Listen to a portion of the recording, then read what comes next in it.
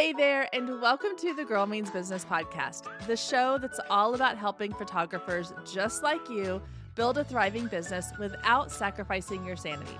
I'm your host, Kendra Swalls, a former teacher turned full-time photographer and marketing coach, here to fill your earbuds each week with practical tips, real-life stories, and a whole lot of encouragement. So if you're ready to dive in, let's get to it because this girl means business. Well, hello there, and welcome to another week here on the Girl Means Business podcast. Now, last week, the episode was all about finding your focus, recognizing and discovering your niche, and hopefully you have taken some time to really evaluate what your focus in your business is. And even if you're not ready to fully dive into, I'm going to only do this thing or I'm going to be known for this thing, you're moving in that direction. That's my hope for you. So this week, we're going to take it one step further and we're going to talk about how to attract your dream client, because that is what we all want. We only want to work with people that bring us joy, that make our business better, that we absolutely love working with, because I don't know a single person that wakes up in the morning and goes, oh, please, I hope that my next client is a total pain in the butt. That's the worst. And I know that that happens often because I'm in all of these Facebook groups where on a regular basis, probably daily, I see photographers posting about these, awful clients or horrible situations they ended up in. And it's all because they are taking every client that comes their way and they're not focusing on finding their dream clients.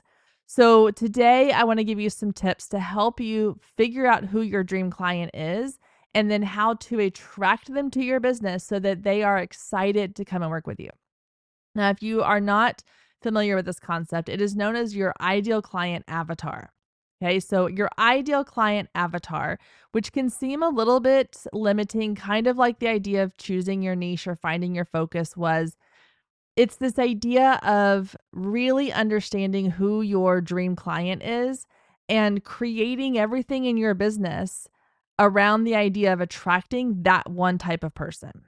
Now, it doesn't mean that you're going to, only attract that one person. You're going to have aspects of your business or aspects of your ideal client avatar that will appeal to other people, not that one, specific person. But for the most part, you want your messaging, your branding, your visuals, your everything you put out into the world to be a love letter of sorts to your ideal client. So let's kind of back it up a couple steps. How do we figure out who our ideal client is? Well, if you are just starting out in photography and you're like, I really haven't had a ton of clients, I don't know who I like to work with, I want you to think about just the people in your life, like your family, your friends, coworkers, friends of friends, other parents you hang out with, whoever it may be that you surround yourself with. Who are the people that you feel the most drawn to, that you feel the most ease and comfort around? What are the types of people that you are just kind of like your people? You always say like, oh, they're my people. Like, who are your people?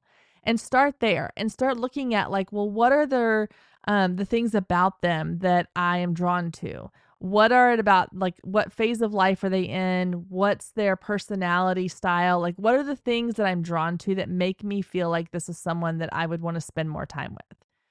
If you have been in business for a little while or you have worked with some clients and you've had some clients that you're like, oh my gosh, these are my dream clients. If I could have every client be like this person, this is what I would love in my business, then I want you to kind of go based off of that.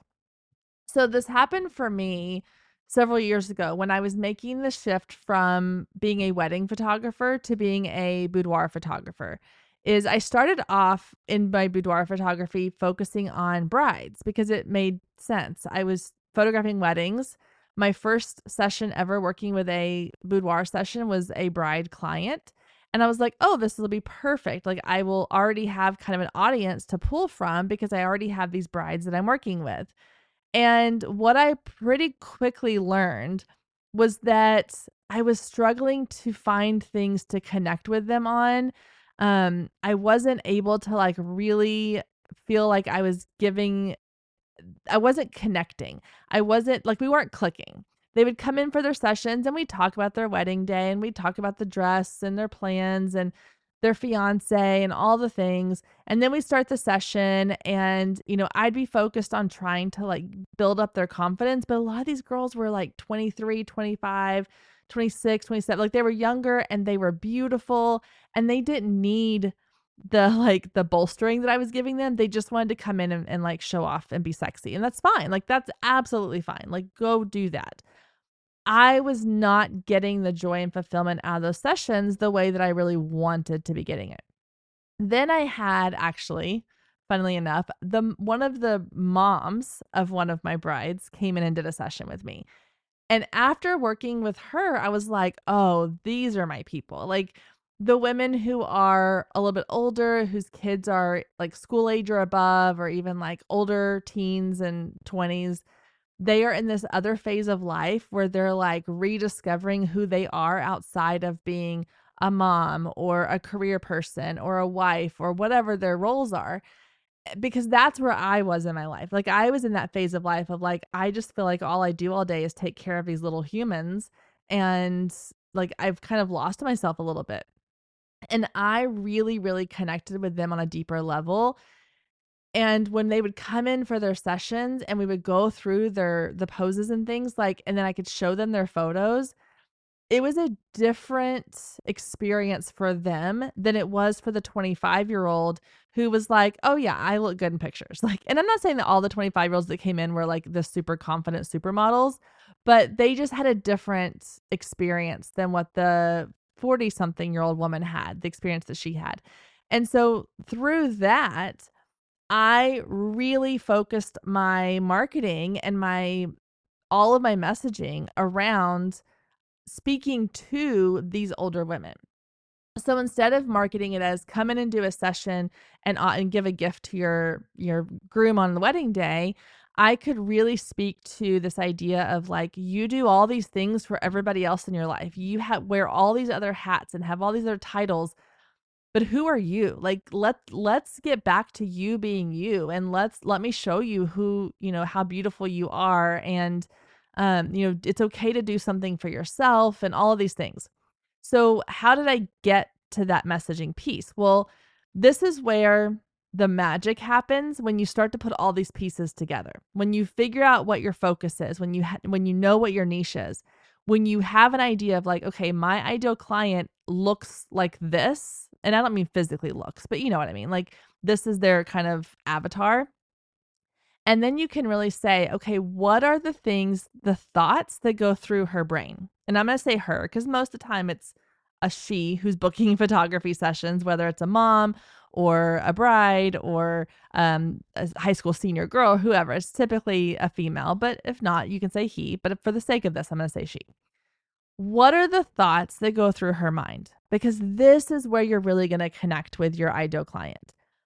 For me, it was talking to these clients and listening to them talk about like, oh my gosh, I almost canceled my session like 3 times because I don't feel like I look like the pictures I see online. And when I was Googling like boudoir poses and outfits, like it's all these beautiful models and I'm not that. And like, I could tell there were very similar doubts and questions and fears and insecurities that these women were having. Like, no matter who it was sitting in my chair, they all had these same thoughts that went through their brain.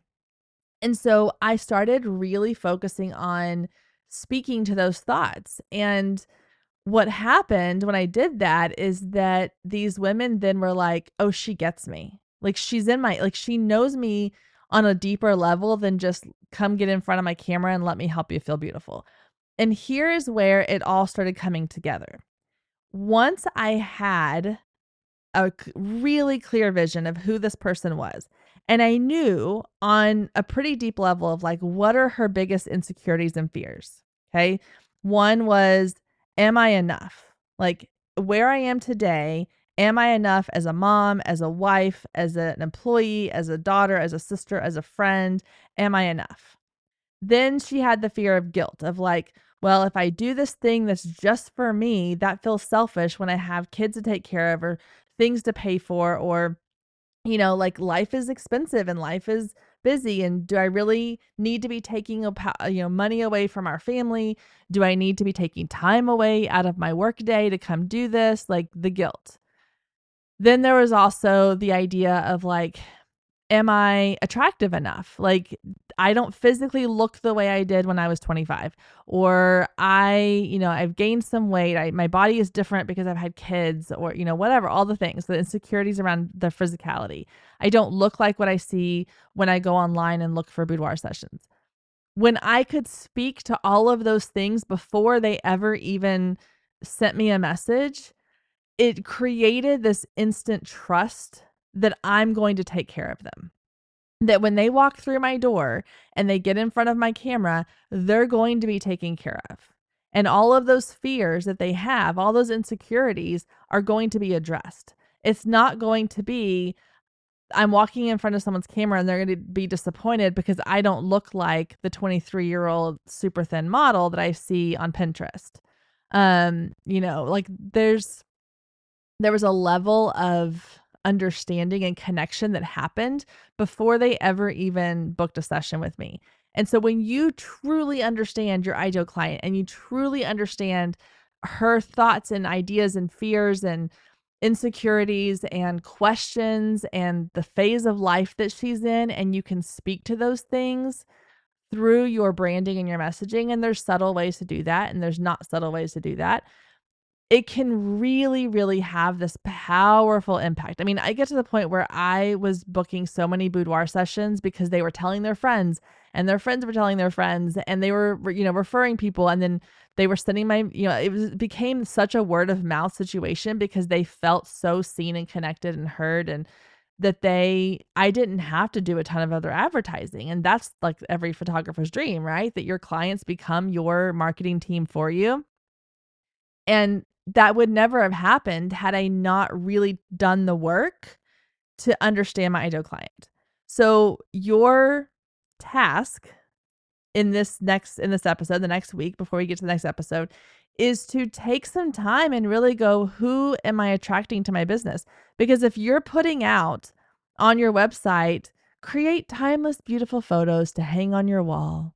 Like, it just sounds like a Hallmark card, right? Like it's too generic. It's too blah. It's kind of vanilla. And no offense to anyone that has it on the website, but that versus speaking to the mom who's like, yeah, life is chaotic and it's busy and you are running a million miles a minute every single day.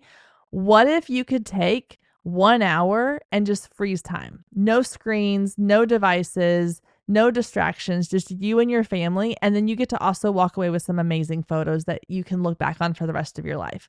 Like, that is directly speaking to someone who is in the like storm of life.